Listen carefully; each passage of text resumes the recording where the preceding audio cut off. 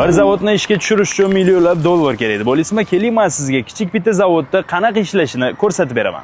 Masalan, eksport uchun quritilgan meva ishlab chiqaradigan liniyani olamiz.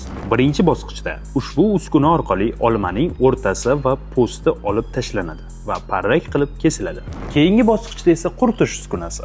Uskuna olma slayslarini maxsus haroratda quritib, uzoq saqlanadigan mahsulotga aylantirib beradi. Mahsulot ishlab chiqarish jarayonida elevator orqali keyingi bosqichga uzatiladi. So'ng tarozi yordamida aniq vaznda o'lchanadi. Va oxirgi bosqich qadoqlash uskunasi. Bu uskuna mahsulotni chiroyli, professional ko'rinishda qadoqlarga solib, eksport yoki savdo uchun tayyor qilib beradi. Shunday qilib, atigi 3-4 ta muhim kerakli uskunalar bilan butun boshli qadoqlash liniyasini yo'lga qo'yish mumkin. Shu kabi liniyalarni uskunalar uz bilan loyihalashtirishingiz va ishlaringizni muvaffaqiyatli amalga oshirishingiz mumkin.